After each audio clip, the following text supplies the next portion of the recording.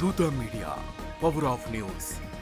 So big boss ఇంకా 1 వీకే ఉంది కదా, ఎలా అనిపిస్తుంది? నా బిగ్ బాస్ చాలా బాగుంది. బట్ ఏంటంటే నోట్లోంచి మాటలు కూడా రావట్లా. ఎందుకంటే ఇంకా 1 వీకే ఉంది కాబట్టి చాలా మంది టెన్షన్ పడుతూ ఎవడు వెళ్తాడా, ఎవడుంటాడా, ఎవడు పోతాడని చెప్పి చాలా మంది అనుకుంటారు. బట్ ఇంకైతే నాకు నో టెన్షన్ రా. సింగిల్ నేను లోకల్, తనుజక్క లోకల్, బిగ్ బాస్ అదొక్కటే ఫిక్స్ అయిపోయాను నేను. అంత పక్కా. ఇంకా కళ్యాణ్ పడాలో గెలుస్తారని చెప్పి అంటున్నారు, మీరేమో తనుజ అంటున్నారు. పవన్ కళ్యాణ్ వాడు మగాడ్రా బుజ్జి, నిజం చెబుతున్నా. అసలు వాడు మగాడు, నిజం చెబుతున్నా. ఇన్ని రోజులేమో కానీ తనుజక్క సపోర్ట్ చేసిన పవన్ కళ్యాణ్ ఇప్పుడు నుండి నా దృష్టిలో మగాడు.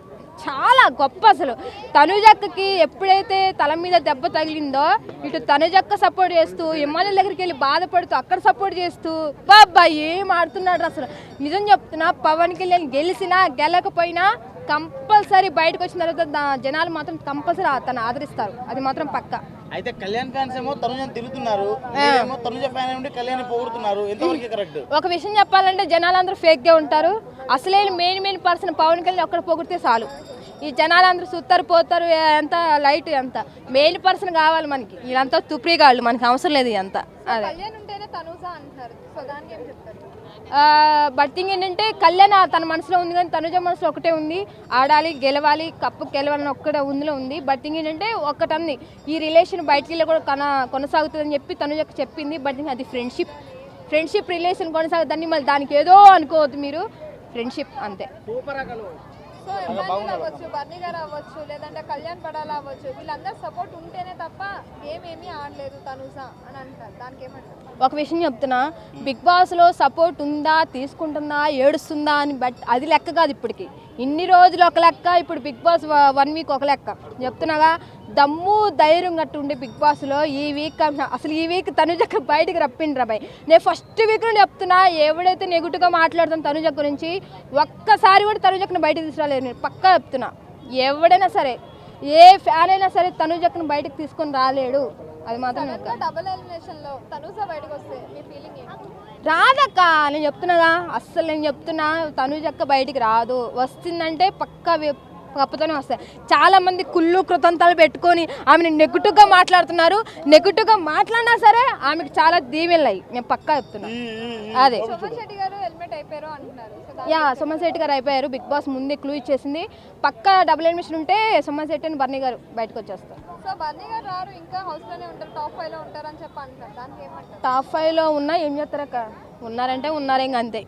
తనలో ఒక మనిషి అంతే. సెకండ్ టైం కూడా ఎందుకు తీసుకొచ్చారు అనేలా గేమ్ ఆడుతున్నారు అంటారా? మరి సెకండ్ టైం అంటే తీసుకొచ్చారు. ఏమి కూడా వచ్చింది కదా, ఏం పేరు సీజనా, ఆమె కూడా వచ్చింది, మళ్ళీ వెళ్ళిపోయింది. తీసుకొచ్చారు, హ్యాపీ. బట్ థింగ్ ఏంటంటే న్యాయం చేస్తున్నాడు. బట్ థింగ్ ఇన్ని రోజులు బర్నీ గారు ఏమో కానీ మన తనుజక్క సపోర్ట్ చేశాడు కదా, ఎత్తుకున్నాడు. మా తనుజక్కని ఎత్తుకున్నాడు బిగ్ బాస్. ఇంకా అది ఒక మొదటి మెట్టు మా అక్కకే. అది అభిమానం అన్న.